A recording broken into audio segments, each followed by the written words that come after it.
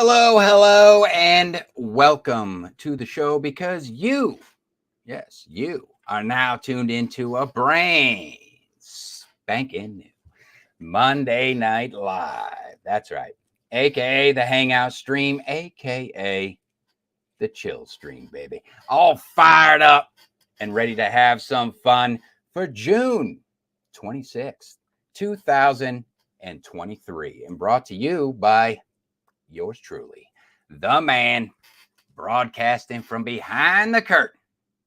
You know who I am. Because if you don't know by now, you can visit www.livefreeliverich.com or simply Google this name and you can find out. Welcome to the show, everyone. Did you have a good week?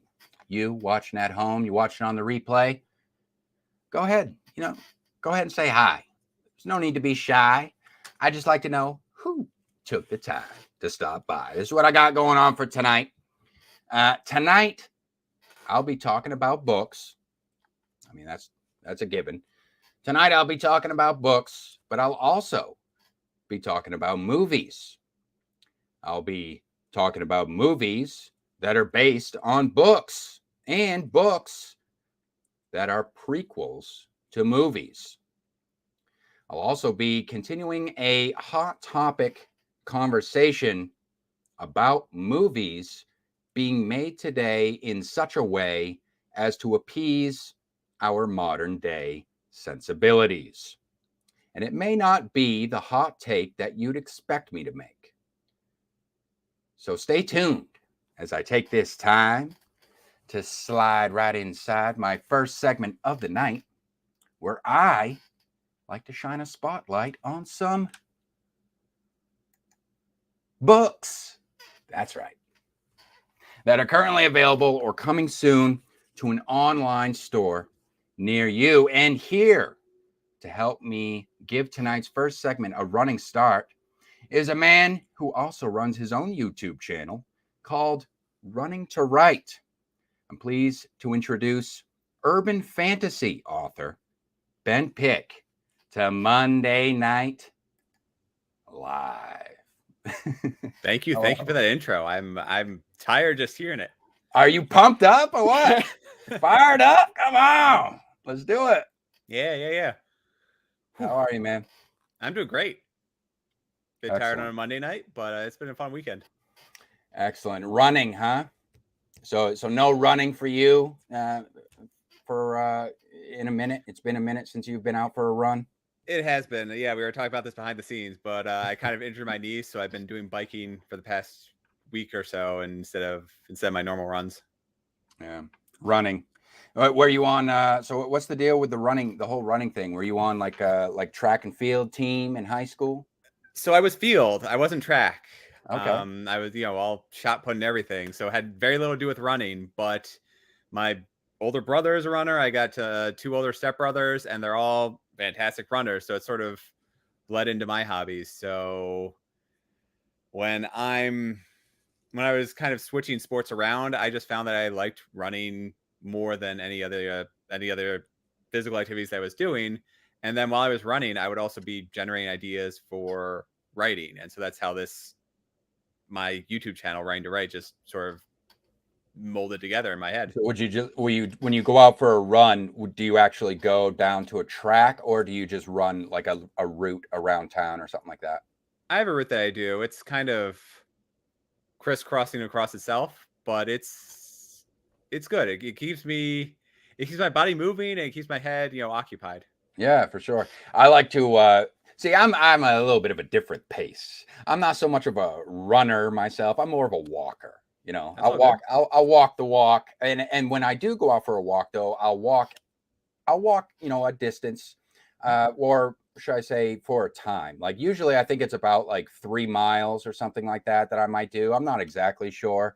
I'm more or less just go out for like maybe an hour or plus sometimes, but it's definitely a great way to kind of clear the mind while simultaneously getting a little bit of exercise. Definitely can kind of come up with some ideas. It's not so much a health thing for me because I might take that time to enjoy a fine cigar while I'm out and about, kind of walk around town with a nice Churchill. For a walk, yeah. Hello, governor. No, when a guy I knew in college would actually like run marathon distances while smoking a cigarette, and I never understood that. Running and smoking. That's hilarious. That's hilarious. Well, today we're going to be checking out one of your books in your series, the first book in your series, and just talking about your series. And this is called Falling Through the Void, or Falling Through into the Void. Excuse me. Yeah, let me see if I can get that. There we go. Sorry, there's a little bit of glare on it, but that's the book. Let me bring up your cover here. Even better. Yeah.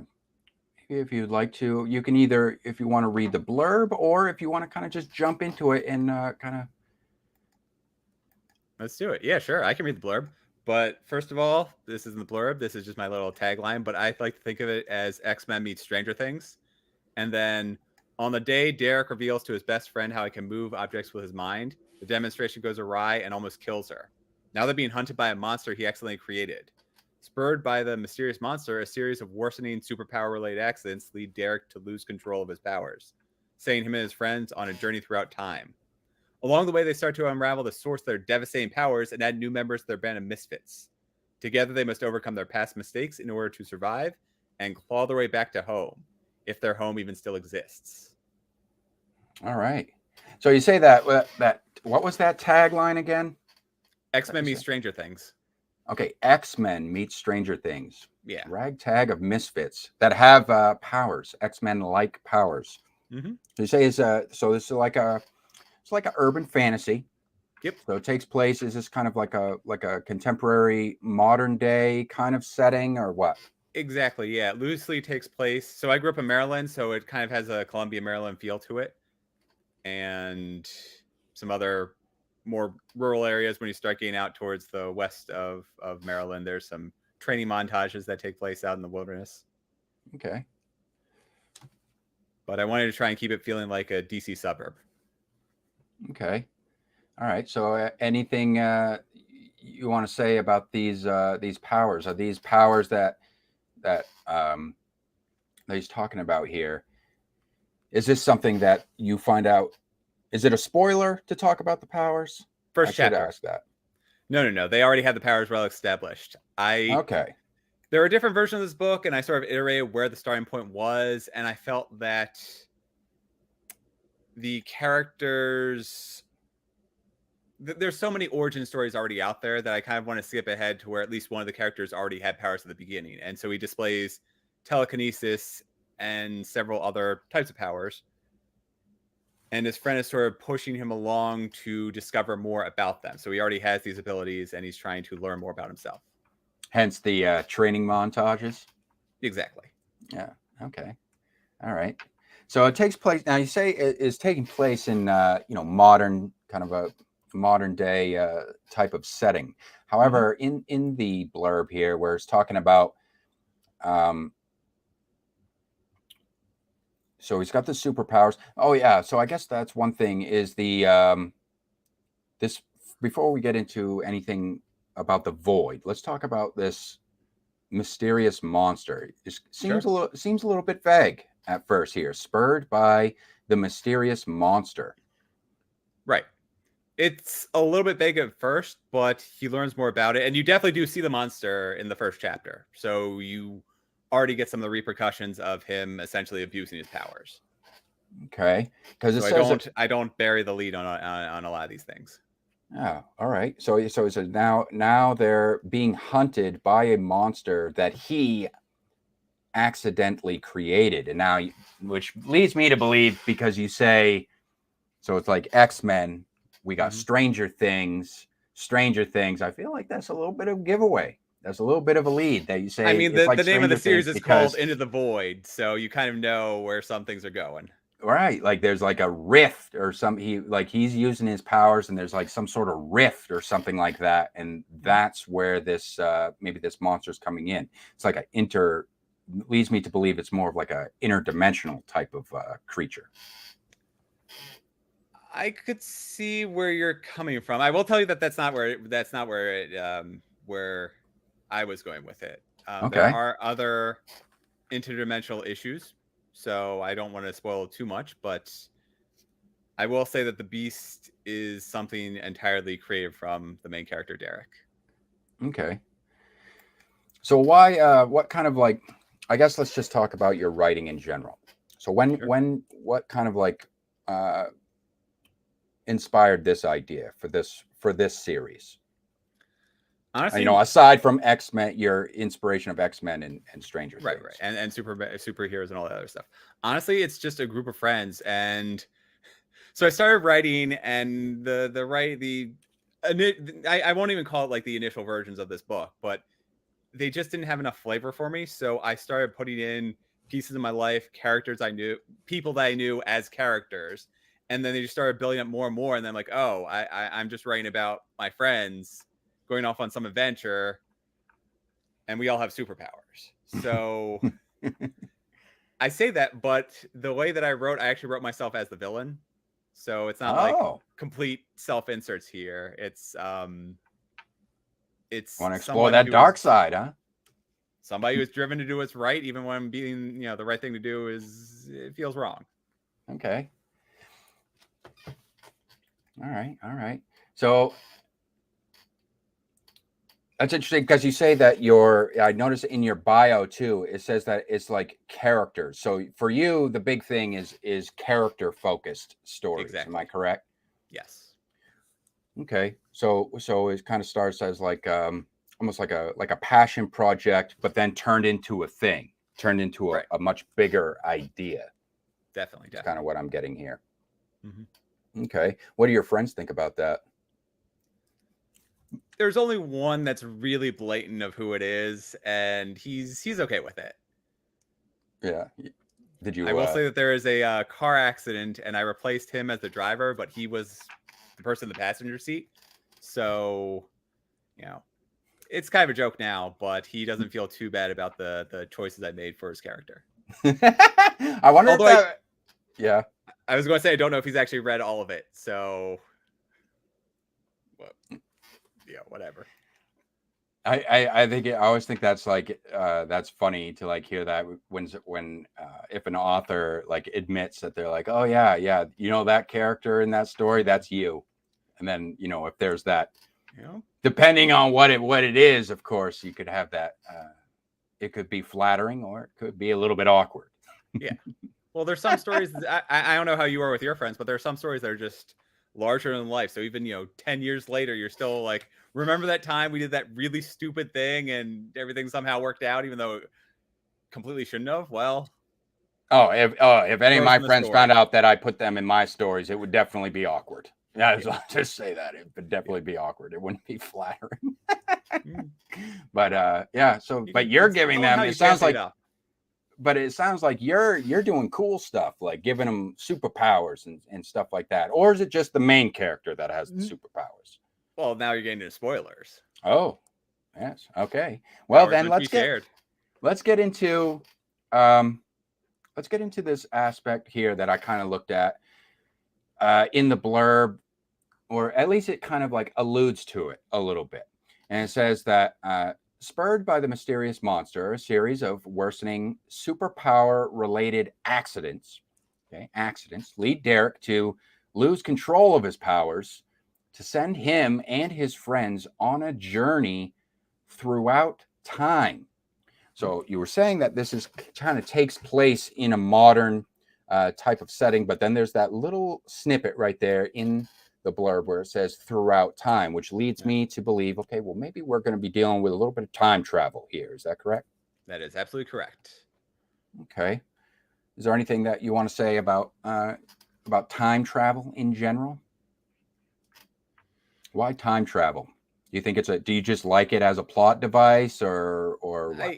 I do. I feel like there were some characters that I wanted to get into the story, but they wouldn't fit in a modern setting. So I kind of created the story that I wanted to tell and decided to send them through time. Okay. Yeah, I think that it definitely can be used. It can be used as like a helpful type of plot device, Hmm. almost like how, like for instance, like I have here, I say basically like time travel in science fiction, or most science fiction, time travel. There's time travel is going to be in science fiction, is like analogous to like magic systems in fantasy in that Exactly. same way, as in terms of it being sort of like a plot device. Now it can be like a now in that same way, like with fantasy, it can be like a hard magic system where there's like very strict type of like rule set to the magic, how the magic works, or it can be kind of like a loose or a soft magic system where it's kind of like surprise magic, Hmm. get you out of a jam type of thing, which I know is not very popular with some people, but there's a way that you can do soft magic and it still be, you know, still be palatable, I guess, or be believable in the story itself. Do you have any kind of like, now without giving any spoilers, would you say that your this concept of time travel is this kind of like based on real science? Oh no, this is all magic based. Okay, all So right, there's no there. I try there. There are a couple of moments, especially towards the end, where I tried to make the physics of what's happening work, but there is no basis whatsoever when it comes to the powers in terms of science. So telekinesis, that's just magic that they have. There's a okay. couple of other abilities like transmutations where there are some rules to it, but the actual effort of transmuting one substance to another, there's no science to it. So it's really about coming up with interesting situations and scenarios where they can use these powers. Mm-hmm. But it sounds like to me that your story is really focused on the characters themselves. Does the plot, um now how long is this series, do you plan on this series being? That's a good question. I want to say 6 books. Oh I've wow. gone. The numbers have changed as they've grown and shrunk. I've gone up as high as 9. I've gone down to 6. I think I have 6 direct conflicts, antagonists to drive the stories. I'm right now. I have the 3rd book written. I'm still in the editing process for it. I think I know the challenge that I want them to face in the 5th book, and in the 4th book that's coming up next. And I think the 5th and 6th ones will be kind of like a 2-parter. So the 5th one Okay. will lead, you'll get your Empire Strikes Back moment where they survive, where they don't really win, they just survive, and the 6th book is kind of the resolution. I don't know if I need to write more, if I have more story to tell in there. Okay, fair enough. I mean, it is quite a bit to like kind of plan out for. Do you plot out the books when you write them, or you do like Absolutely. you do plot? Mm-hmm. Oh, okay, all right. I That's have. not. Oh, oops, sorry. No, no, no. Go ahead. I was just gonna say that doesn't seem to be a common thing, especially among most indie authors to do a lot of plotting. Oh yeah, there's a lot there. So I actually have notes for book 4 of like what I want to put in there, general notes, general conversations that are going to take place. And I do have notes for books 5, 6, 7, 8, 9. It's just I don't know whether or not when I actually start outlining them, if it makes sense to throw them in other books. Like, for instance, with this one, Falling Through, the original version was uncontrollably large. It's down to 95,000 words about there. And in order to get to that point, I had to trim out entire chapters that were cut and pasted into books 2 and 3. Fuzzed a little bit because I needed to make them fit with the plots and the situations that are going on in those books. But some of the scenarios, some of the settings were things that in book 1 that I could just directly add into books 2 and 3. Okay. Oh, I like that. I like that. At least getting some brainstorming in there. But I was going to make a joke about how, well, at least you have the time travel thing you could always fall back on if you find yourself in a plot hole and you just say, well, you could just have them go back in time. And, that never happened. We'll pretend that never happened. No, it's fine. I am very careful to make sure that time travel is not the solution. It's more the problem. See, now that's just smart writing right there. I like that. Wow. Well, speaking of the time travel thing, I got a question for you. Sure. So now I like to take this time. I want to play a little game. All right. Let's do it. You down for playing a game?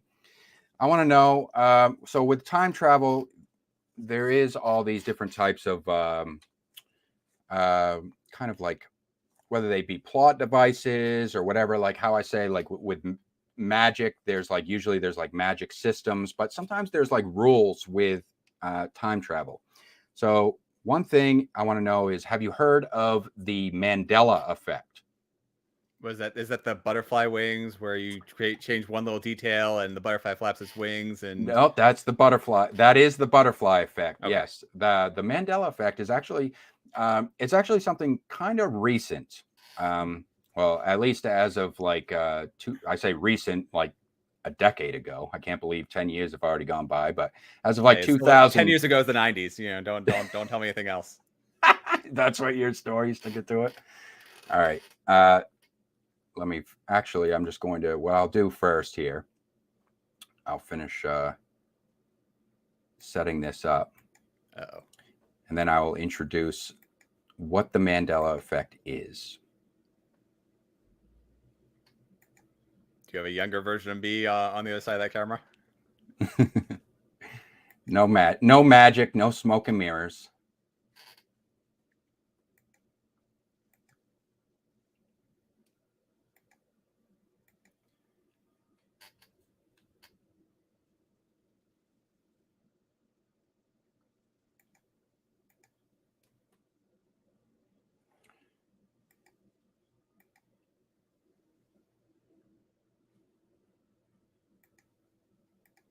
Okay.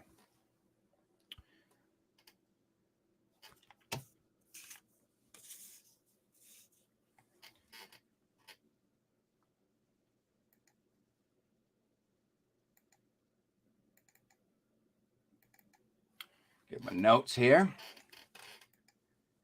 All right, so the Mandela effect. Okay. Let me see. All right. So the Mandela effect. Oops. Switch this around. Introduce this. So the Mandela effect is named after a phenomenon where insurmountable strangers from around the world swore up and down that they remembered Nelson Mandela dying in prison, okay, during the 80s after hearing about his passing in 2013. So this is a little phenomenon where so many people around the world, it was like a big thing on the internet or whatever. So all these like strangers around the world swore up and down that they heard through the news or through the grapevine, what have you, that Nelson Mandela actually died in prison in the 80s. They swore they heard that story somewhere. And this happened after hearing about his passing in 2013. So it was this like strange thing that happened. So what led people to ask themselves, was this just a case of mass hysteria or evidence for the multiverse? Okay. Or are we talking quantum theory here, or merely a case of misinformation perpetuated through the generations? So it's just an interesting little quandary there. So I took the liberty of preparing a few examples for our inspection. And these are some popular type of Mandela effect type of things where it's like, are we just remembering things wrong, or did someone travel back in time and make some changes that we just did not know about? So hopefully we don't trigger the butterfly effect, because that would be a whole nother can of wormholes in the fabric of our reality. I think I just heard someone from another dimension say, "What are you, Chicken McFly?" Well played. Well played. I All like right. that. So here's the first one. Here's the first one here. We'll bring it up. So the first one is Looney Tunes. Okay, you ever watch this show when you were younger? You remember this? Yeah. Okay. Yeah, I used to watch this when I was a kid. Looney Tunes. So you got two options here. You got option number 1. Was it spelt? We're looking at the spelling specifically. Was it spelled Looney Tunes with a double O, or was it Looney Tunes as in music tunes? Tunes. I want to say number 1. You want to say number 1. Is that your final answer? Let's go for it. All right. There's no lifelines on this because there's nothing at stake. Let's see what it is. I don't have a drum roll, but you said number 1, right? Yeah. TOO. Well, I do have this. Double O.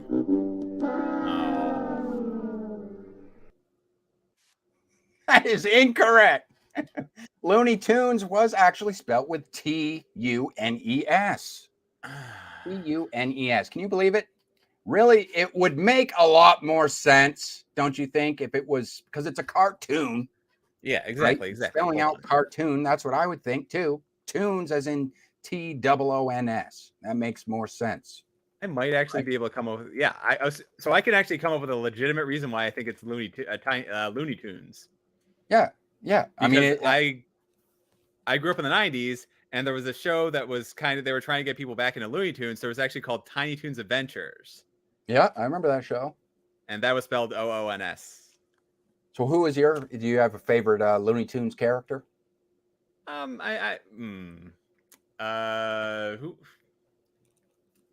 Tasmanian Devil. Oh, okay. Just crazy out there, always doing something stupid. Making more trouble than that somebody else has to clean up. I kind of like Foghorn Leghorn. He was always a favorite of mine. Boy, I said boy, that character. And who's the other one? Pepe Le Pew. Le Pew. Pepe Le Pew has a reputation for coming on a bit strong, and I ain't just talking about his BO. As far as that I goes. gotcha. Yeah, it was always funny watching Foghorn Leghorn getting outsmarted by Daffy and Bugs at the same time. Boy, I said boy. Let's say hello to the chat real quick. We got Sean Holtz in the house. Hey, how you doing, Sean? Let me remove this for a second. How you doing, Sean? Good to see you, man. Good to see you. Hello, having dinner. You got vegan chicken sandwiches. Well, there you go. Yum. You need something to watch. All right, Sean. Is it TOON or TUN? Yeah. We got a couple more examples to inspect here. We got Rainer in the house. Rainer. Hello, Rainer Chen. Glad to see you. Sean says, and Tunes parallels the loon part. Yeah. Looney Tunes. Yeah. I mean, you would think that's what it would be. So apparently that's what it is, though. It's tunes as in, but it used to be called, I think, when the show first came around, I'm not like a whole historian on it, but I do remember it was called Merry Melodies at one point. So maybe that's where the tunes part comes from. I got you. All right, let's go on to the next one. Our second example here. We had the Looney Tunes. Hi, we can't talk about Looney Tunes without talking about the Fruit Loops. It's a whole month of Looney Tunes and Fruit Loops. Here we are with example number 2. What do you think? This one's another spelling thing. Okay. So is it Fruit Loops with fruit spelled correctly, or is it Fruit Loops with the double O on both? What do you think? It's kind of a it's tricky, especially coming off the Looney Tunes thing, Well, so do you want to go first, or do you want me to try and guess it? Oh, this is all your show right here. I'm just the host. Right, I'm like Regis Philbin. Okay. There's no lifelines though. That's the thing. You can't call mom. You can't call you never had Fruit Loops growing up? I did. Saturday morning cartoons, watching your X-Men, That was my Saturday morning right there. Let's see. So it should be number 1, but I'm going to double down and say number 2. Okay, so you say it should be number 1, but you're going with number 2. All right. Let's see what we have. I don't know if I didn't have anything set up for that one. Maybe we'll just go with this one. Yeah. Spelling errors for the win. Yes, there you go. You got it. Good. Very good. Yeah, Fruit Loops. They like to play a little play on words there, huh? what they like to do. They really want to like just stick that cereal right in your face. Why do they have a whole aisle of cereal? You know, I don't even eat cereal anymore. Maybe a whole grain type stuff, you know, the boring types of cereals. But these cereals, you know, they're all filler. It's all junk. But you ain't here for my opinion. Let's talk about last but not least. We got one more example here. And speaking of fruit, whether it's boxers or briefs you wear, if it's Fruit of the Loom underwear, do you remember a cornucopia being in there somewhere? I definitely. So this isn't a spelling. This is a visual. Yeah. The actual. We're looking at that cornucopia in there. What do you think? I feel like there was a cornucopia there. I had this underwear. I do remember like tighty whities and all that other stuff because again 90s. But you heard it here first, folks. You didn't actually have to admit what it is that you wear. Hey, dude, go, nice, ladies. Man. It's first of all, I was a child, so I wasn't going to be going around wearing boxers. Okay, so you remember your Fruit of the Looms? Well, your Fruit of the Looms, was there a cornucopia in there or no? I feel like there was. Okay, all right. It's like the McDonald's thing where it just got more depressing as we got older. No more ball pits, no more fun zone, no more slide. Look, yeah, it's time to grow up. Did you? So did you have Looney Tunes underwear, or is that too personal to ask? Did you wear the cartoon? I don't think I had that. No. I plead the fifth. Really? All right. I plead the fifth. All right. So Fruit of the Loom, cornucopia or no? Let's see. Is anyone in the audience hopping in on this? Spelled that way in the books. I think that was for the last one. Thanks, Sean. And looks like a poop logo. Okay. All right. Let's see. So you said cornucopia. All right. Is there a cornucopia?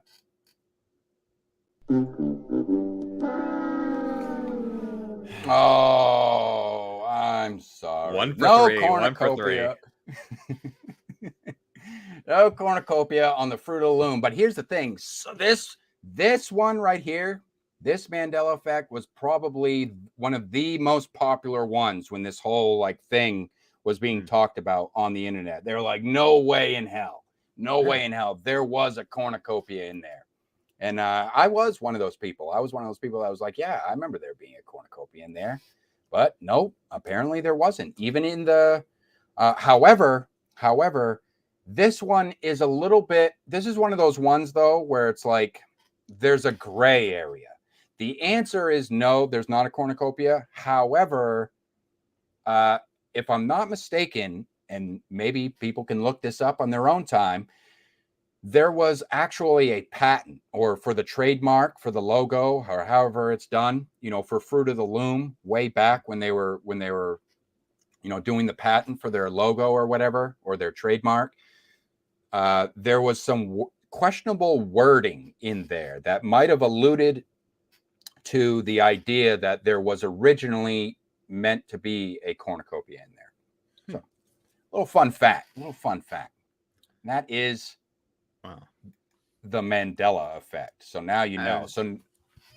I was going to say I got a Mandela effect for you. So do you remember the movie called Shazam? Oh, I know. I've heard of it. Oh, yeah. Yeah, I've heard of this one. Shazam. That was with Sinbad. Right? I don't remember. I had to look it up. But there's one where it's either Sinbad or it's somebody else, and the other person's like, I never did that. So let's see here. Or it might be Kazam. Yeah. Sorry. No, wait. Shazam. No, Shazam is one. Shazam is a real show. That's isn't that a Marvel or something like that? Yeah. I think you're thinking of the Kazam. Kazam. That's what I was thinking. That one was the So it's not Sinbad. It was Shaquille O'Neal. And he was in a different one though. There's a whole thing about that online. Yeah, exactly. And it's another one of those that he never did it. He never did anything like it. Another one is you're a Star Wars fan. Luke, I am your father. Yep. That quote was never spoken in the movie. That is not. It is a if you want to call it a misheard quote, or it's just really, I think it's just one of those ones where it's like, it gets misquoted, whether it be in other movies or something like that. Like it's misquoted in another movie because maybe they don't want to like say it word for word because they don't want to get like sued by Spielberg or whatever. So they intentionally misquote it. But then the misquote is the one that gets spread around by everybody. And I think I'm more inclined to believe that that's the real deal of what's going on here, you know. But hey, you could always dream that it's possible to travel back in time in a physical sense, even though time itself is just kind of like an illusion. So it's like, how would that work, right? But I think that's the whole fun of imagining time travel. Exactly. That's where a lot of the ideas came from. All right, a little bonus. Let's do one more bonus question before I say goodbye to you. Here's a hypothetical. I don't know if you like hypotheticals, but you did allude to, I wasn't going to ask this, but you did allude to the idea that you were kind of like the villainous type of character. Sure. If you could go back in time, all right, if you could go back in time, knowing everything that you know right now, all right, with the knowledge that you have right now, you just go back in time. Whatever location, that's irrelevant, but you know what you know now, and you're back in time. And just we'll assume that you travel the same timeline. So it's like you go back in time and all the same events transpire as they did. What do you think is the most diabolical thing you'd be willing to do? Ooh. I mean, I could easily rig all kinds of markets. That goes without saying at this point. You go right for the financials, huh? I think no. That's not a real one. That's just I could cause a lot of damage there. I could definitely get me and my friends to not make quite so many Billy mistakes. from the 4th grade. You're gonna get it. Yeah. We'll just make sure he's at a certain time and a place at a certain location at a certain time, and however he gets there is nobody's business but mine. No.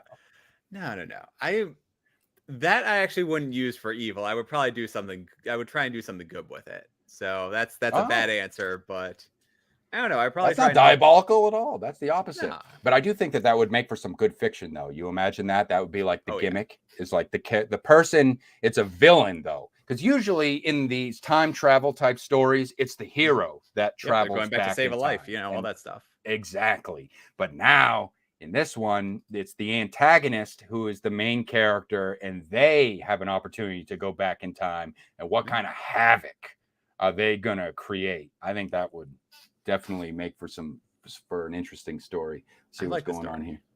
They were going back for all selfish reasons, and then they decide, I should actually. They trip the wrong person and cause a major car crash or something. Plot twist, or their character arc. They actually end up becoming a good guy by the end of the story because they start out as a villain. They go back in time thinking, I'm going to create some havoc. But, wow, I'm just like coming off the dome right now. They go back in time to create the havoc, right? Mm-hmm. But they end up finding out that the people that they want to create havoc for, the heroes or whatever, they actually end up finding out that the hero's origin story is quite sympathetic. And the villain suddenly is like, wow, I don't want to do harm to these people anymore. These people have been through some shit. That could be a whole thing right there. I like it. What's Sean saying? Same thing with Casablanca. Oh yeah, was that one of them? There's no play it again, Sam quote. And Rex just all Casablanca. Yeah, see, this is all. Yeah, but Sean, this is all hypothetical.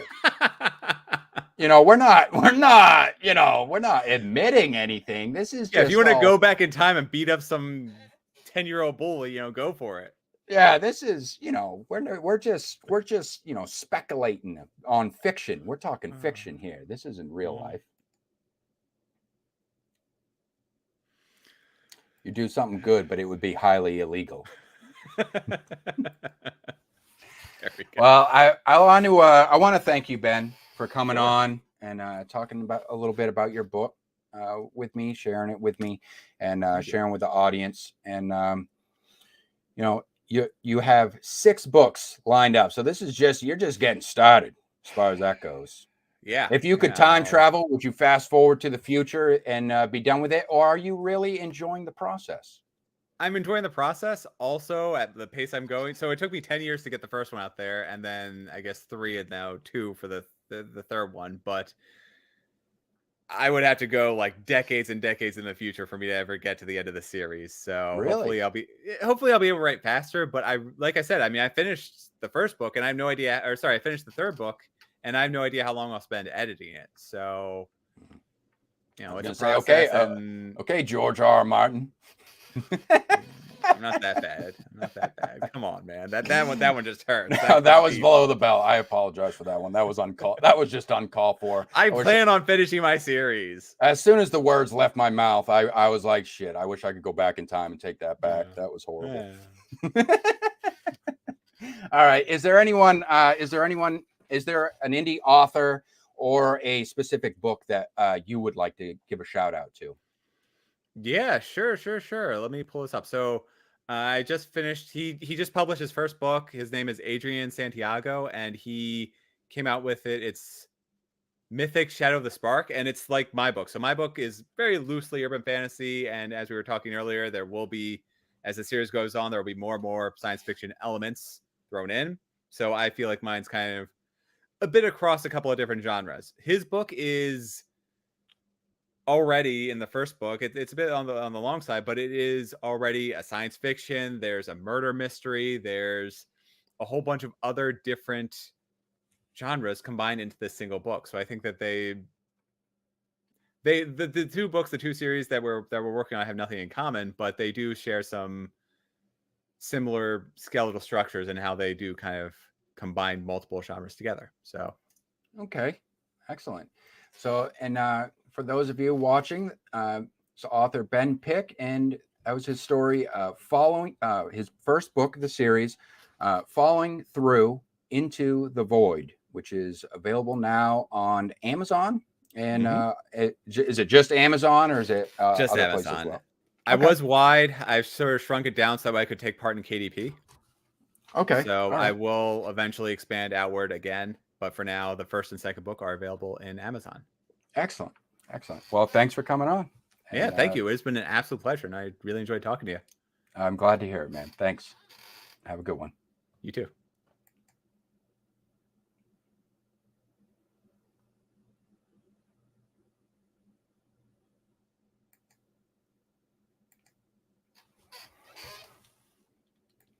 All right. And of course, if you guys are watching this on the replay, and for those of you in live chat, in after the show in the post production, I will be putting all of Ben's social media information, stuff like that, in the show notes down below, and how you guys can get yourself a copy if interested of his book. We have 2 more books here to cover.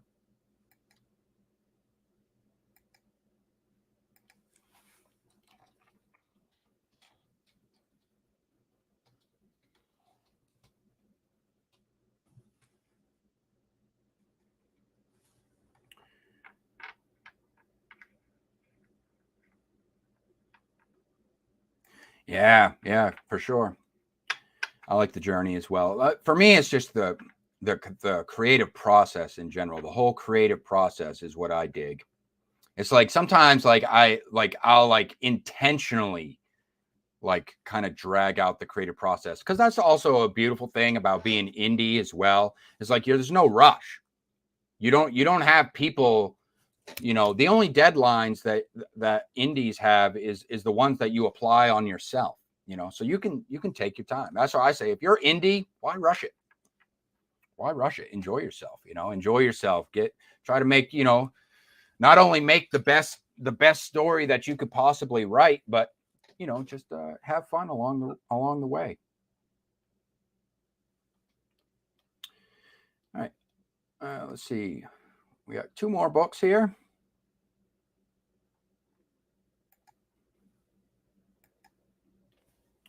Next up from Twitter, this comes from author Louis Zambrana.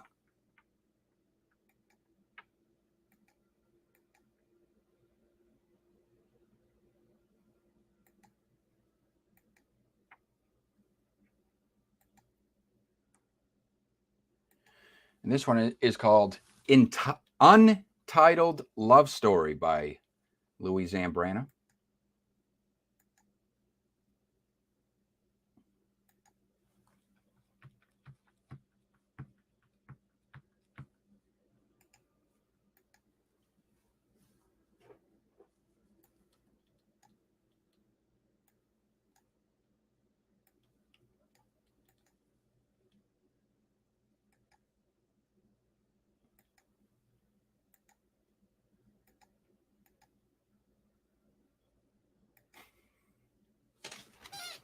All right, there's the cover. Let's check out this blurb, shall we?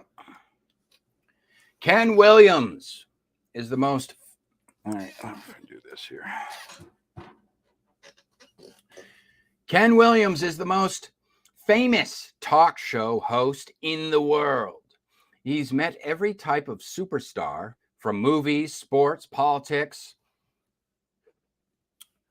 He's met every type of superstar, from movies, sports, politics, and movies from New York to China.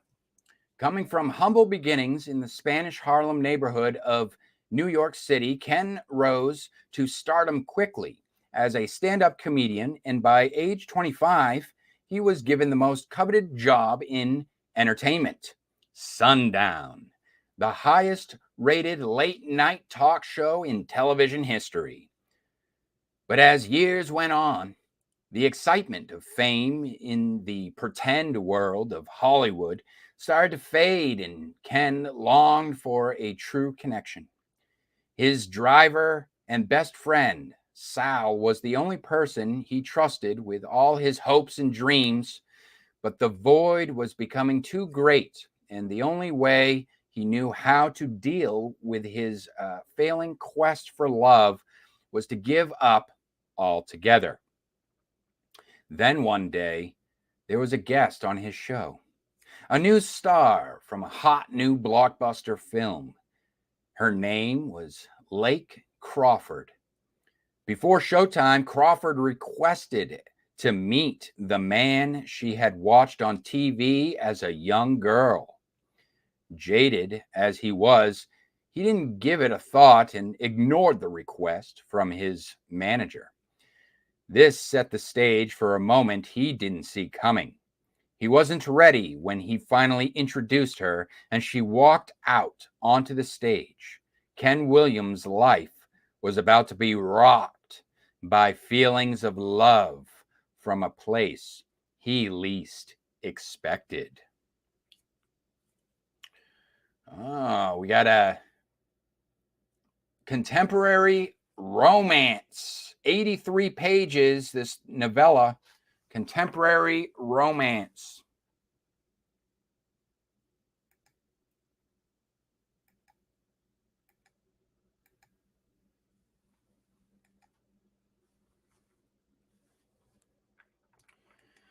All right. Keep it moving right along here. We got one more book to cover from Twitter, from Joseph Roy Wright, independent author. Says, my book is rated 4 stars on Amazon.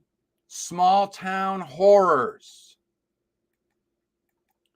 So we had a kind of urban fantasy with maybe some sci-fi type elements. Okay, we got a romance. All right. And now we have some small town horrors, The Northwest by Joseph Wright. It's a little bit of a mix for you guys this week. I like that. I like when we have a mix.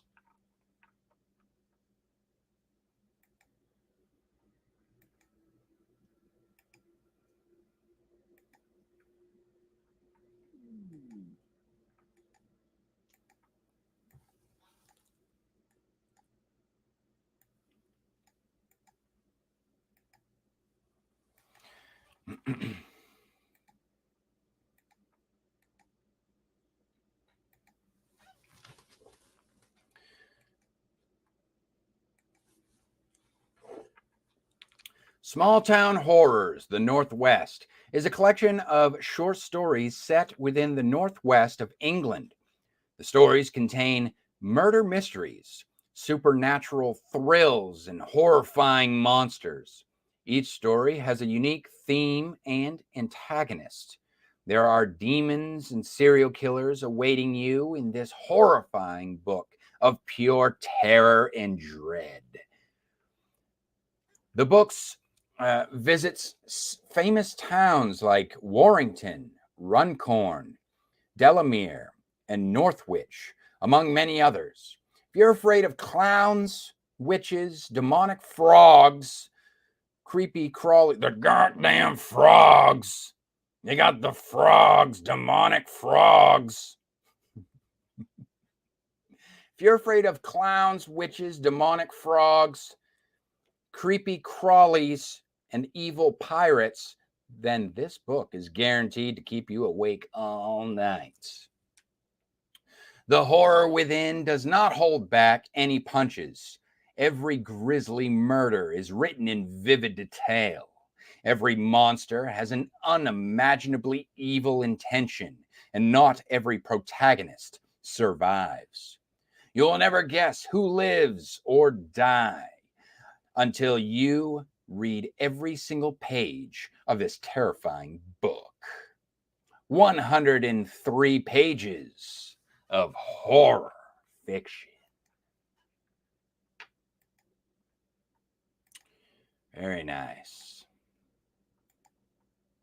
Demonic frog, demonic frogs.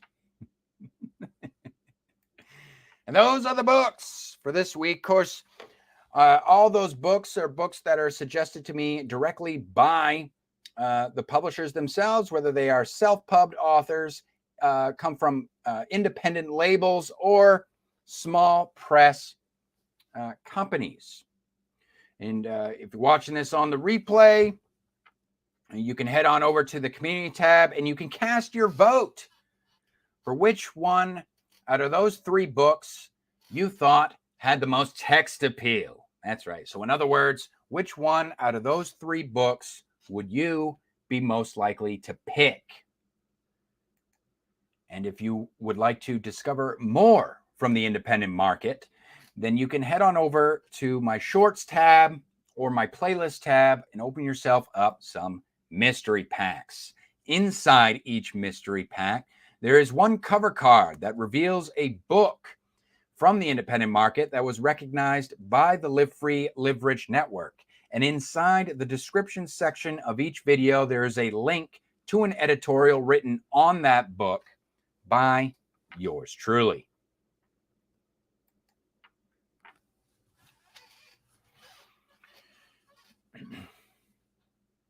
So a lot of different ways to get involved as an author on this show.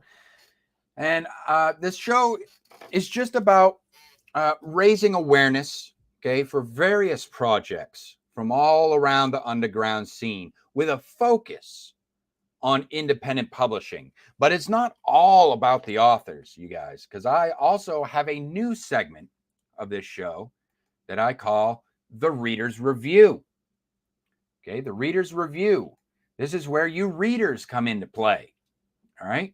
I actually have a new idea for this that I want to kind of announce right here, right now. But let's just tell you what this is about. This is where I'm going to be reading reviews. Okay. I want to read reviews, not just any old review, but I want to read reviews that are focused on independent literature. So I'm interested to know, okay, we got all these indie authors out here, but who is taking the time to read these books? That's what I want to know. And that's who I want to hear from in this segment. Okay. So if you are a reader out there and you're taking the time to read these indie books that are otherwise, for the most part, obscure, you know, maybe not a lot of people know about. So you're kind of a trailblazer. You know, you're not just reading something just because it's a New York Times bestseller. Okay. You don't care about the popularity. It's not about that. It's just about appreciating literature. Okay. And this is a very modern thing to get into indies. Okay. These, you never know for me, the biggest thing about reading indie, it's not about trying to appeal to a fan base or connect with a fan base or anything like that. For me, it's all about discovery. Is I want to discover, you know, maybe a next great author out there, you know, or the next author that other people may become aware of, and their work just blows up, you know. That's part of the fun of it. Or just finding those diamonds in the rough, you know what I mean? Because it is like the Wild West. You never really know what you're going to get from the market, but that's the fun of it. The fun of it is the process, is the process of discovering the works, however that form of discovery is, which is kind of what I'm trying to make this show into, is just one particular form of discovery for those works that are out there. You know, it's just about raising the awareness, and you guys can go and check out these works on your own time, figure out, is this something that I want to give the time of day to? Yes or no, yay or nay. But if you do, and you write a review, share the review with me. And I want to highlight you. Okay. I want to put some spotlight on you because, like I say, without people actually reading these books, all this is just a bunch of authors running around saying, buy my book, buy my book. You know, that's not culture. That's just sales. That's just marketing. Okay. I'm interested to know, is there other people out here who are actually reading these books? And not only reading these books, but taking the time to reflect upon the material and maybe write up a short form review. So that's what this is. Think short form reviews. These are just like, you could share, if you've done reviews on Amazon, you could share an Amazon review. If you have a Goodreads account, you can share a Goodreads with me. Or if it's just like a social media type of review, anything where you're giving it think of anything where you're giving it a star rating specifically. So a little short review and a star rating attached to it. And I don't care if it's a 1-star review or a 5-star review. This is not about paying lip service to the authors. This is about highlighting the readers. Okay. I want the focus to be on you guys. So regardless of whatever your experience was with the book that you read from the independent market, share it with me and I'll be the guy to read it live on the air. Hey, I ain't scared about who it might embarrass. You know what I mean? That's not what this is about. This is just simply about, hey, appreciating those of you who are actually taking the time to read independent literature. It's important. I think it's important. So another idea, I just want to announce this. Another idea, I just want to announce this right now, is I'm thinking about, for this segment specifically, you know how I've been having some authors on the show, kind of bringing some authors on the show and talk about their books. I've been thinking about using this segment to kind of bring on some YouTube personalities or just you booktubers specifically. So people who are involved in the booktube scene, like they create content and stuff like that. And you've talked about indie books before. Thinking about using this segment because I haven't been getting a lot of people sharing reviews with me. You still send me the links. Don't think, just send the link. And if I can work it into the show, I'll work it into the show. Okay. Don't worry about if it's appropriate or not. That's my job. Okay. So if you have short form reviews, send me the links to those reviews and I'll add them to the queue. All right. Sooner rather than later. All right. Don't think about it. Just send them. Send it. But I'm also thinking about reaching out to some booktubers as well. Reaching out to some booktubers who have read some indie books and this and that, and maybe see if I can kind of bring them onto the show and we can have a little chat. Okay. And they can kind of use this as like a segment to say, talk about their personal experience with a particular book from the independent market. And I think that would be pretty interesting. And that's something that I'd be willing to kind of try on for size, just to do a short little hangout with, people who just read. Don't have to necessarily double as like an author or anything like that. You just like to read, period. And maybe, reach out to some people who like reading and they just so happen to like reading books from the indie market. So that's an idea. We'll see how it goes. If you're interested, if you're interested in coming on to the show, you don't have to wait for me to reach out to you, come around, reach out to you. You can just go ahead. You can get in contact with me. You can just go to my about section on my YouTube and my emails right there. If you want to just shoot me an email, say, hey, heard about your segment. Sounds fun. I'd be willing to come on and talk about a book on your show. And that's all I need. All right. We'll keep it moving.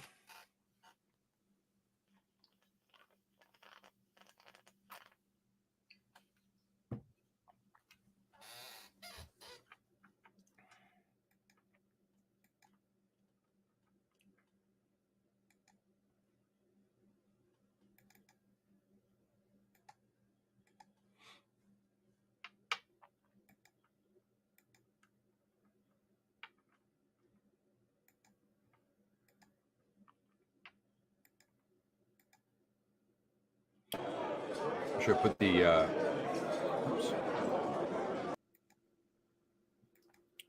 should put my AC on.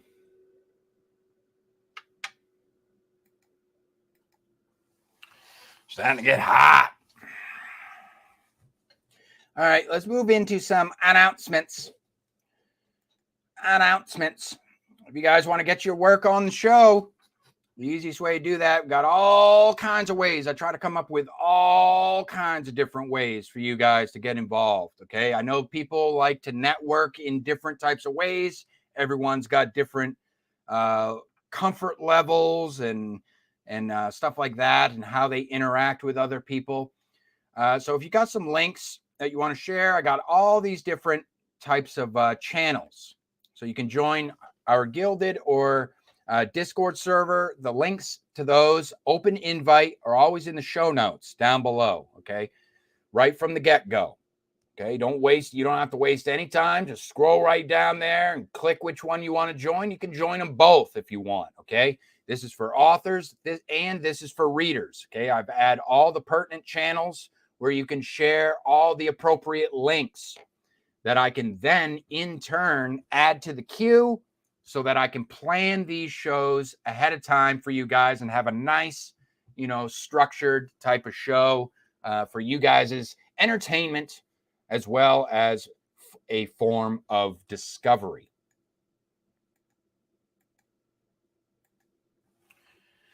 Another way that you can get involved is you writers out there, you aspiring writers. The Storytellers Society.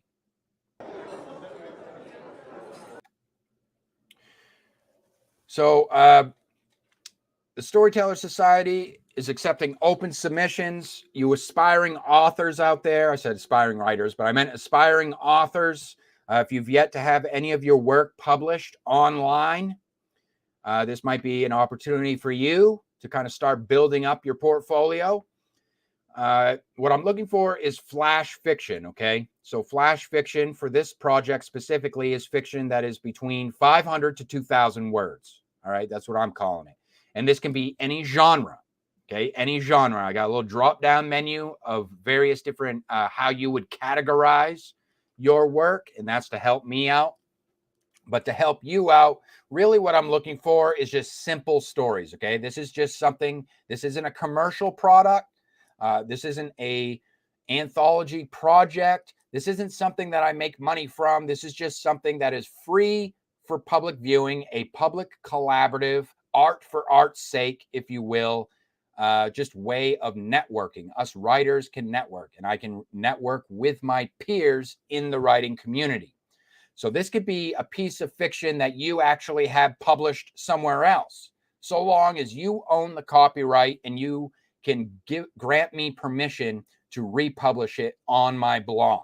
Now, just because you submit something doesn't automatically mean that it's going to be approved, but you are welcome to submit multiple times, okay? And you can have multiple contributions, because if your work is approved, then you will effectively book yourself a room at the Hotel del SS, where all the members of the Storytellers Society stay, okay?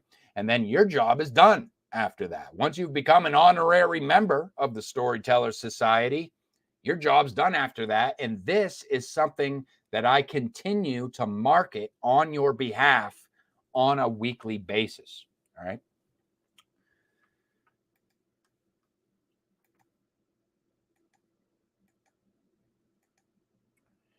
And then finally, if you want to stay on the up and up with what's going on with the Live Free, Live Rich brand, you can head on over to www.livefreeliverich.com, and right on the home page, you can subscribe to LFLR Weekly, which is basically just my weekly newsletter that I send out once a week, every week on Saturdays. And that will give you all the pertinent links for the week and events and goings on all around the brand, whether it be Live Free, Live Rich Network, Live Free, Live Rich Entertainment, or just Live Free, Live Rich in general. Okay. I'm also, like I said before, I was thinking about start doing like some exclusives. We'll see. Maybe do like some exclusive special offers, maybe some sweepstakes type stuff. We'll see.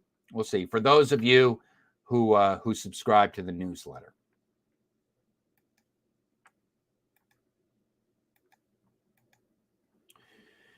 And then if you have some news to share, please, by all means, share it with me.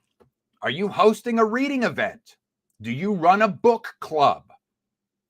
Do you have a active fundraiser campaign going on right now, like a Kickstarter or an Indiegogo that we can talk about? Shit, let me know. I might be interested to know about it. Even if you're a publisher, if you're a publishing house, a small press, an indie label, and you got an anthology project, or you are accepting submissions, whether it be paid or unpaid gigs or unpaid projects, just let me know. And I may be inclined to share it on the show if I'm not interested in it myself. Again, the things that I share on this show, it's not about whether or not I'm interested in it. Okay, this is not like a promotion thing, like I'm giving my endorsement. The whole premise of this show is just to simply raise awareness for what's going on within the underground scene. The only thing that I want to promote on this show is proactivity. Okay, I want to talk about the people who are out here and who are active in the scene.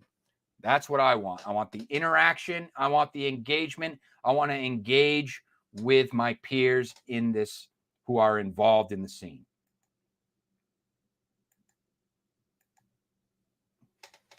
So with that being said, let's slide right into some reading time.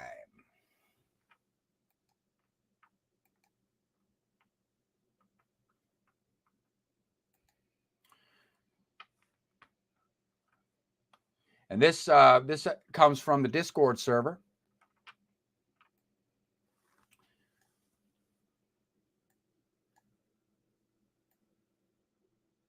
And it looks like we have a review here, a book review. So unlike the reader's review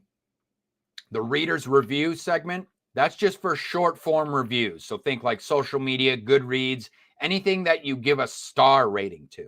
But if you are, kind of a blogger or a critic where you're writing kind of editorial style reviews, then I may be reading them during this segment. And that's what I have here tonight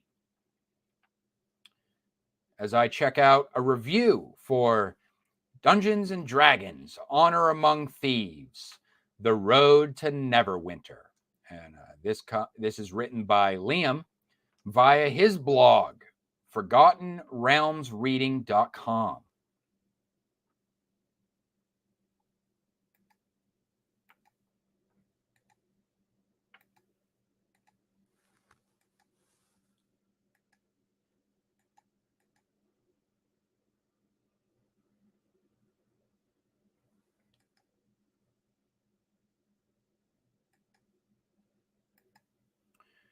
All right, make this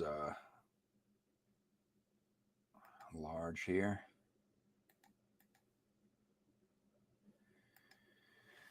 Okay. Take that for a second.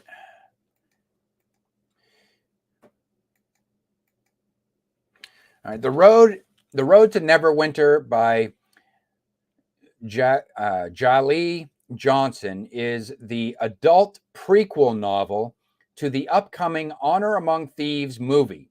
That was dated by this. I believe the movie's already out now. But so this is a prequel novel to that movie.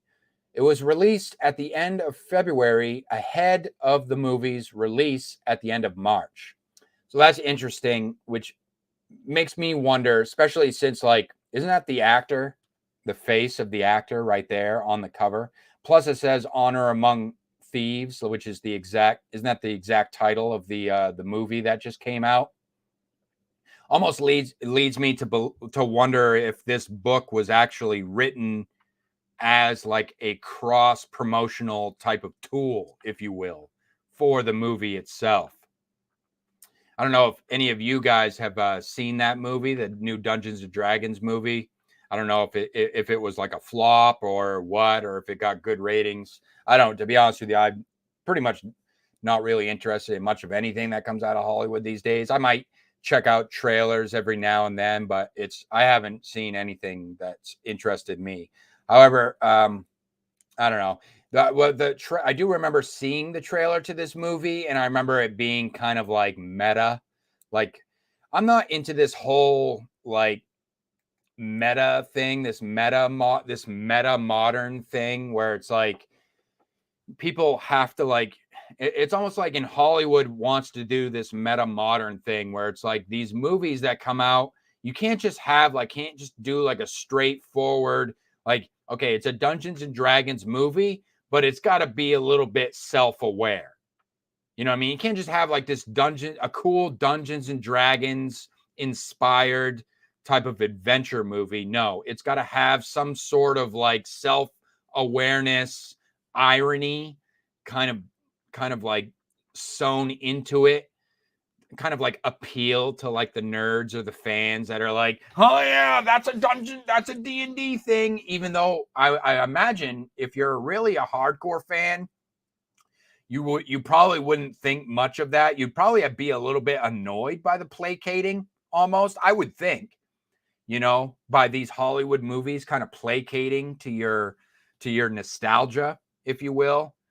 And saying, oh, yeah, there's a joke about rolling D20 dice. I don't know if that's actually in the movie, but I'm just saying as an example, you know what I mean? These Hollywood movies, they got to placate to your nostalgia. It's like, yeah, we get it. It's a Dungeons and Dragons movie. Can you just, make it a cool story? Just make it cool without it having to do this stupid hipster self-aware irony thing, not to, don't want to take it too seriously. Don't want to take yourself too seriously now. I feel like that shit kind of ruins movies, honestly. I think it's hipster shit, but this isn't a hot topic. This is just, I'm sure I could go off on the hot topic, but I'll just leave it at that. But let's check out Liam's review here. See what Liam has to say. So, it is a story of the origins of the party that are the protagonists in the movie. All right. I've already reviewed The Druid's Call, the YA prequel, telling us of the Tiefling druid, Doric. As opposed to Johnson is a Forgotten Realms veteran. For example, her Mistshore is a lovely tale of memory and revenge set in Waterdeep.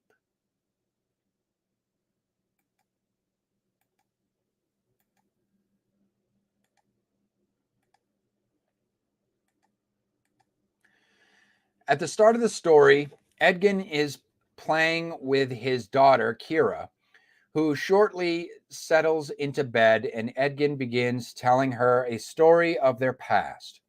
It starts on the Sword Coast when he was recently a Harper agent. This framing narrative is cool and a great setup. We know Edgin will survive, but we really knew that anyway, since he is the main protagonist. We also get some interludes back to the bedtime story. Kira is a newborn babe. Edgin's wife is recently diseased, and he left the Harper and he left the Harpers as a result of her death. Oh, recently deceased. Recently deceased, and he left the Harpers as a result of her death. He lives in an unnamed village at the start, that is, on the Sword Coast. Being part of the Harpers, he was once an entertainer, a bard, but now he's just a single father, though part of the prologue seems to imply he has found a new partner and leaves some promise either for some potential romance in the novel or movie. Don't get your hopes up there. You like that single father approach opposed to like the single mother, which would be cliche because the strong leading female character, strong the stunning and brave, that a lot of the medieval these fantasy stories like to lean towards now. So that is, I would say that's kind of an uncommon thing, a single father being the main protagonist. That's interesting. He passes out at a tavern and shortly meets the Uthgard barbarian woman named Holga. Maybe I spoke too soon there. Of the Elk tribe. She is similarly feeling lonesome. This is quite a unique start to a D&D adventure. A widower father and some barbarian meeting in tumultuous inner times, but peaceful on the outside in some sleepy village. These first couple chapters are also 9 years before the rest of the story. Shortly in, we get a story about the Zentarum, which is more realm stuff than the Druid's Call had. Pendra is a pawnbroker and has connections to the Black Network, which makes him a target for our protagonists. In the intervening 9 years, Edgin and Holga had made a living as thieves, a sort of odd Fafrid and Grey Mouser, but Kira, as she gets older, joins the party. The party technically lives in Targos, one of the 10 towns in Icewind Dale. It is not spoken of as being particularly cold early, nor is it named for the first few times. So you could mistake it for a village nearer to Neverwinter. But the Trip and Shuffle Tavern is mentioned and seen, which is cool. See, I'm not familiar with any of this. Since Edgin is a bard and plays the lute, it would have been cool if it was a more realms-specific yarding was used. But that is just me being picky. He does use his bardic talents some in this book, though it is not a great amount. Eventually, the party of the movie takes from the Trickster's Forge. Fitzwilliam plays cards, 3 Dragon Ante with Edgin. With a name like Forge, I think he would be a dwarf, but he's a human. In reality, everyone is human with one exception. Simon Umar, who has an inferiority complex, is a fledgling sorcerer that is related to Elminster. He comes in later and is a half-elf, making him the only non-human of the party. The jokes are very recent movie fare, something like Marvel movies. See, there it is.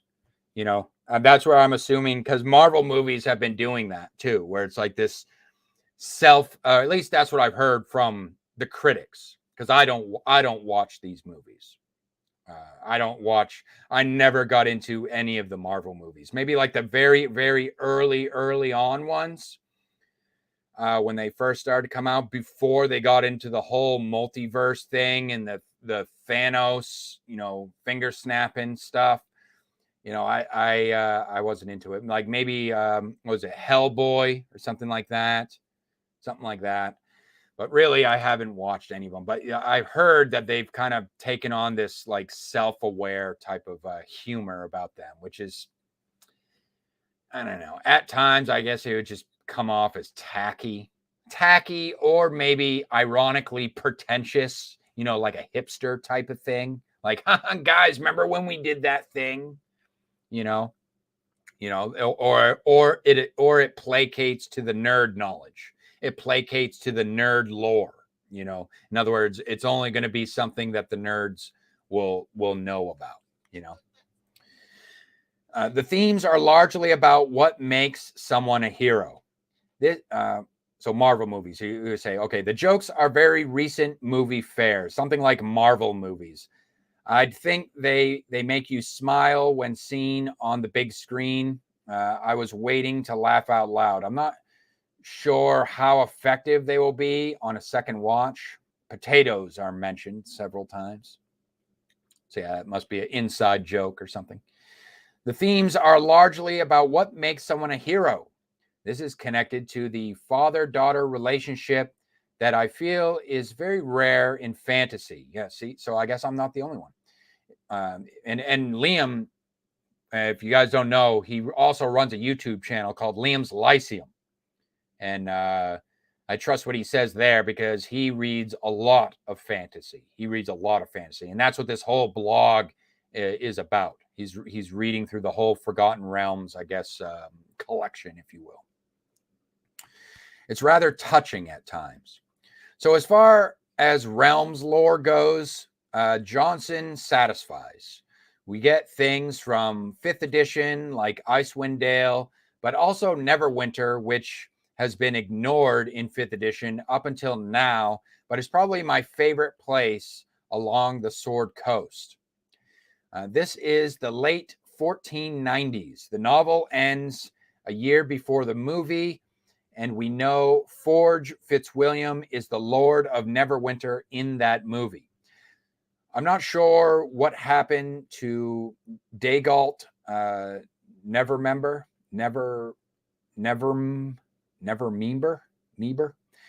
There are comics and maybe even the junior novelization answers some of the questions that arise between the end of this novel and the start of the movie. I'm not sure I will read those since I am largely concerned with the normal novels. Overall, The Road to Neverwinter satisfyingly sets up the characters of the movie in good fashion. Paired with The Druid's Call, I don't think you could go wrong. And there you go. Not a bad review from Liam there on that one. A lot of inside info. You definitely have to. It sounds like you kind of have to already be a fan to really understand a lot of what he's talking about in there. But from an outsider looking in, I would say that I'm convinced that he sounds like he knows what he's talking about.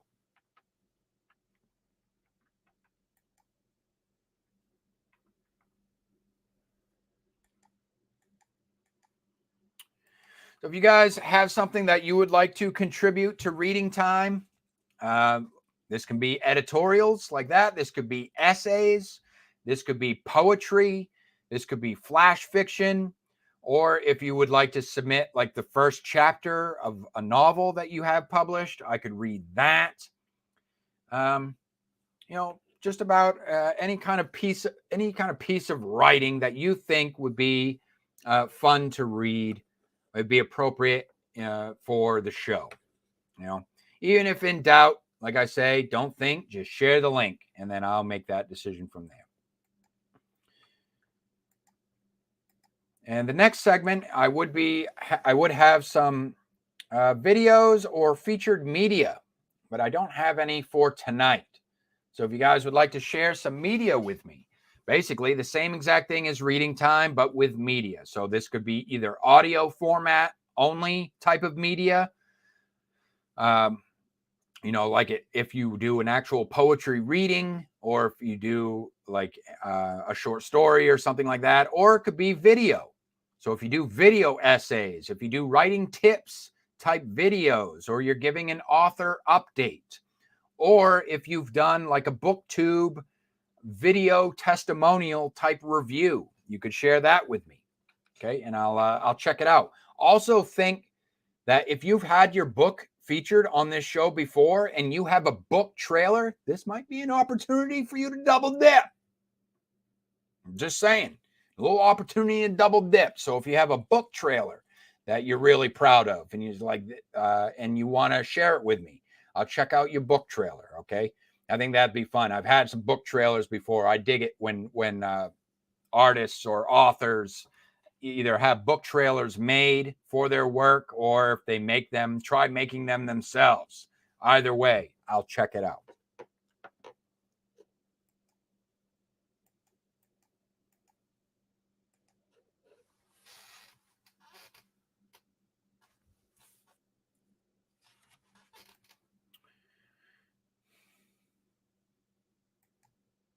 All right. Let's hop into the final segment for tonight. Hot topic for content creators.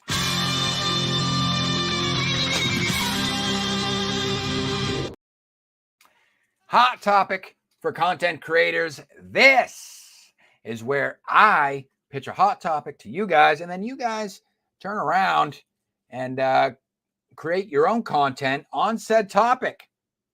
And if you tag me in your video or share your link with me, then I may feature your video during a future live stream and respond to it live on the air. Or else you're always welcome to go back and check out any of my previously pitched hot topics and leave some comments on any of those. And I will address those during a future video. So tonight, I do have a comment. But first, I want to kind of set this up here, because last week, what I was talking about, the topic of conversation was representation in fiction. So representation in fiction. I was talking about, specifically last week, the subject of our discussion was about a movie that was coming out. A movie that was coming out that was adapted or reimagined, as they were saying, of a Lovecraft short story. Okay. So I want to kind of like revisit that topic because I got a new kind of angle that I want to come at it from.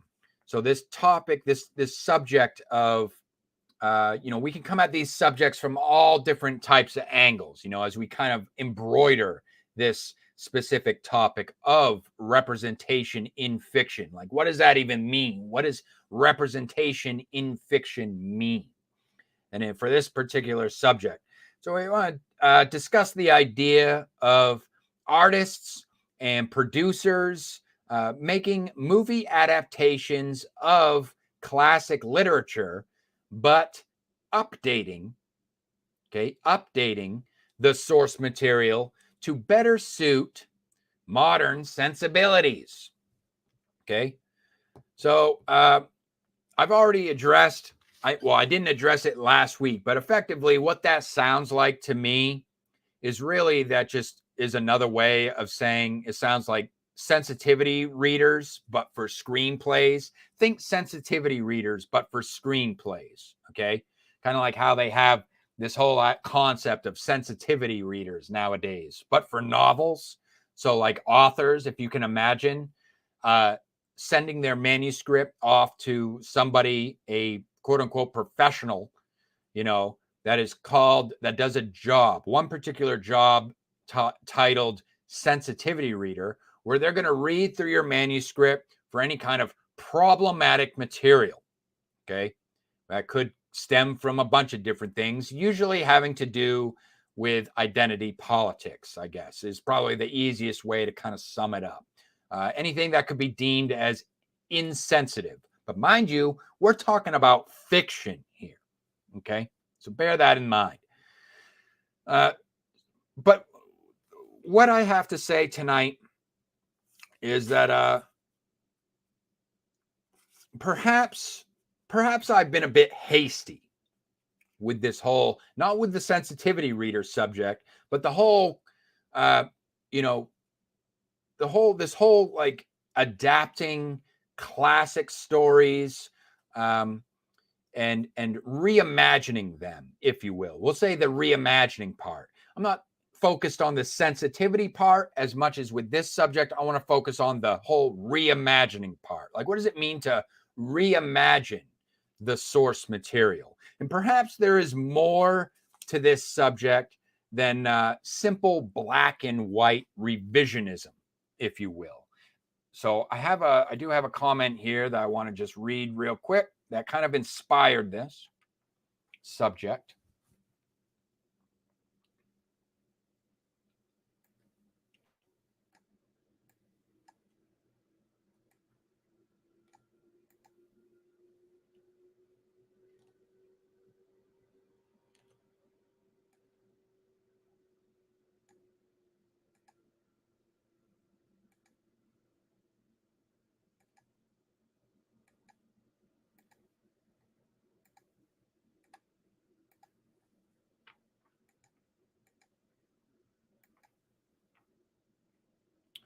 All right. So speak of the devil, Ben from Running to Wright left a comment on last week's show where he says, let's see where he's talking about here.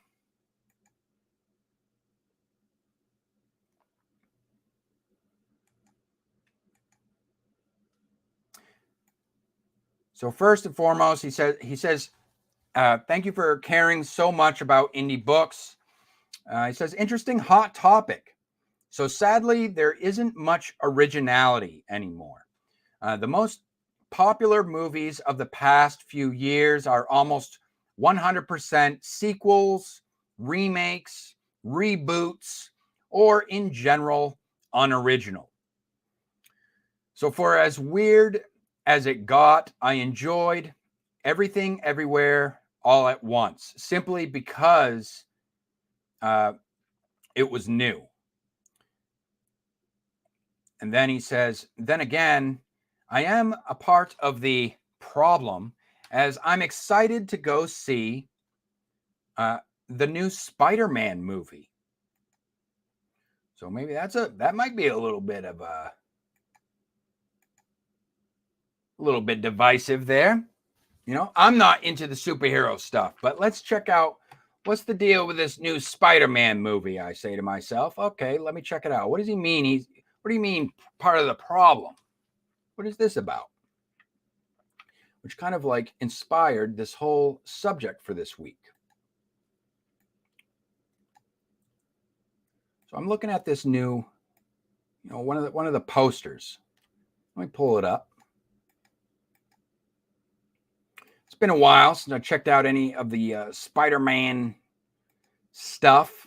Last I knew, Peter Parker was Spider-Man. But now we have a new Spider-Man. Last I knew, Spider-Man was a white man. And now Spider-Man is a black man. You'll say, whoa, what happened here? What happened to Spider-Man? Where's Peter Parker? Who is this guy? I'm thinking to myself. Not that I really care. Again, I'm not really into the whole superhero thing. But then I got to thinking about it, right? And I'm thinking,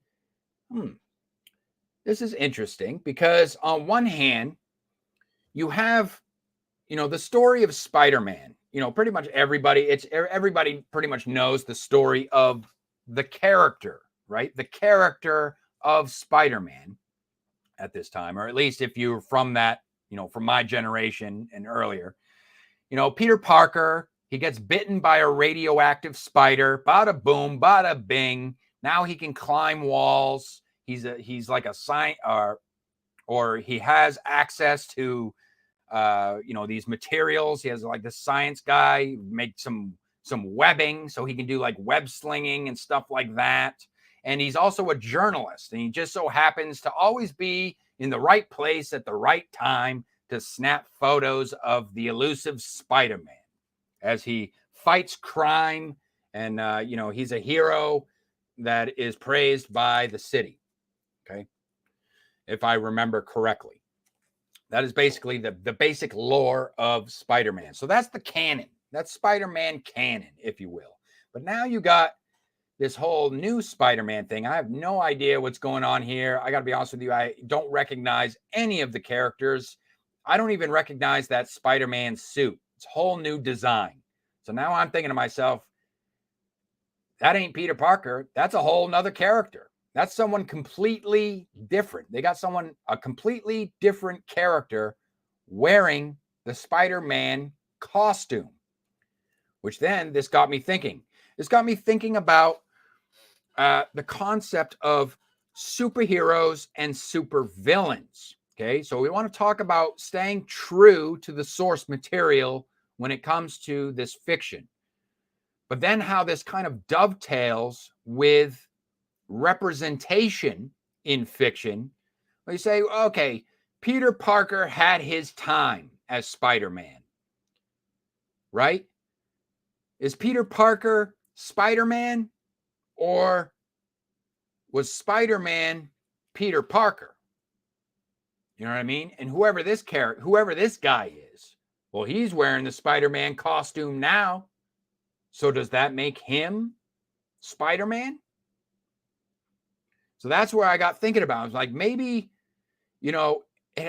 it's this weird, maybe this could be a kind of like a loophole, if you will, kind of an exception. I'm thinking maybe this could be an exception to the rule when it comes to this whole idea of staying true to the source material. Is that really important in this context? Because we're talking about superheroes and supervillains. So where am I coming at?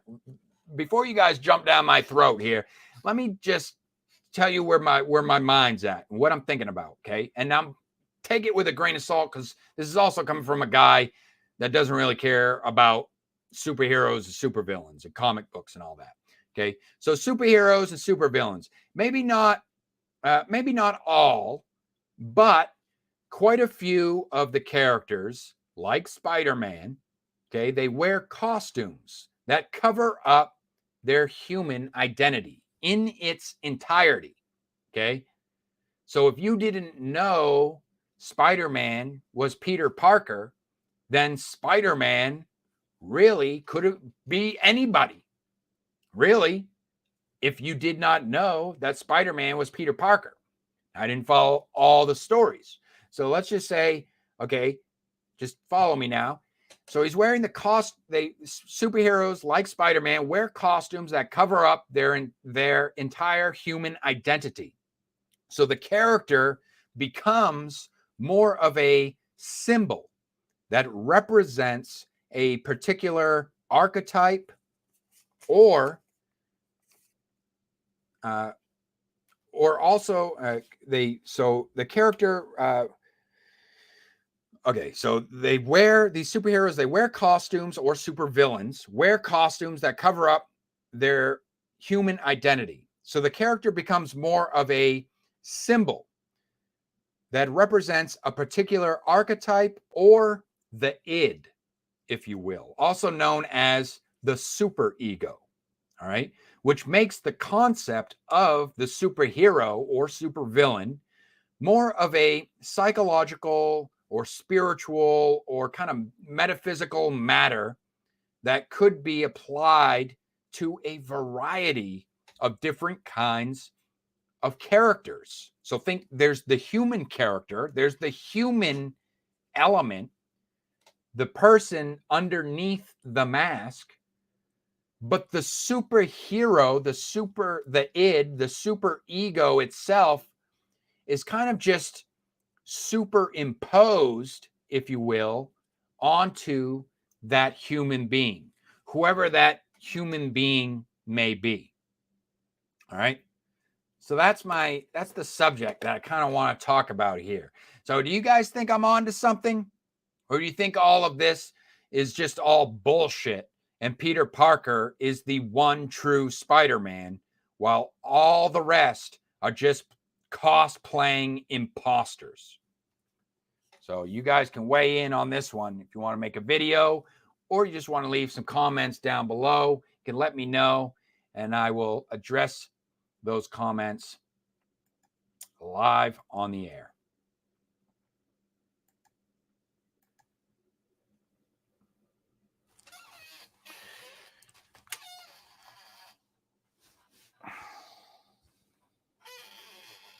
And that's it for the live stream this week. Let's wrap things up here. Put on a little bit of music for you guys. How about we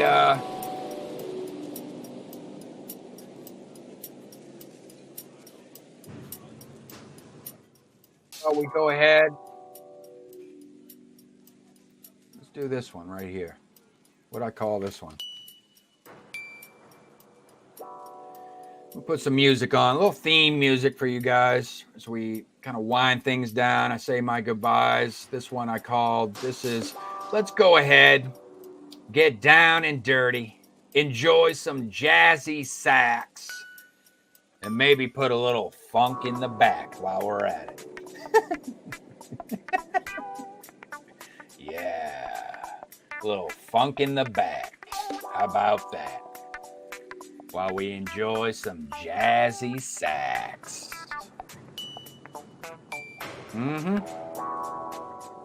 Yep. Let it build up. That's right.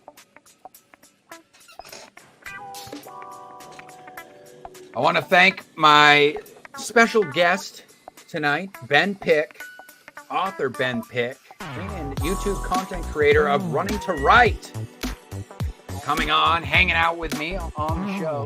It was a pleasure. Thanks for talking about your book with me. And all of you who shared some links with me, shared your books with me, shared some reading. Thank you to Liam. Shout out to Liam's Lyceum on YouTube. And for those of you who joined me during the live chat, always nice to see some people stop by. But don't fret if you're watching this on the replay, because you can go ahead and say hi. Drop your comments down below. No need to be shy. Like I said before, I just like to know who took the time to stop by. So I hope y'all had some fun. I hope y'all discovered something new. But don't fret, because guess what? I will be back here for you next week, same time, 9 p.m. Eastern Standard Time. That's 6 p.m. Pacific. Have a good week.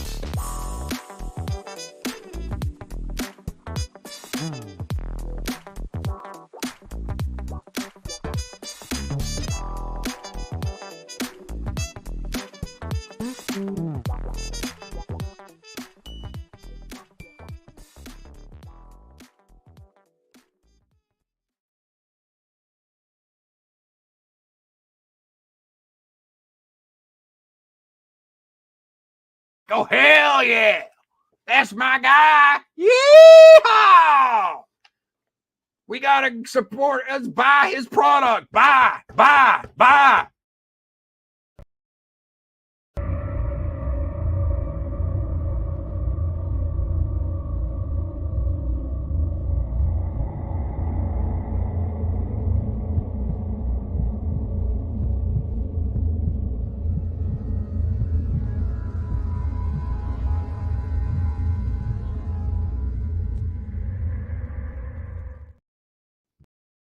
This offended my sensibilities.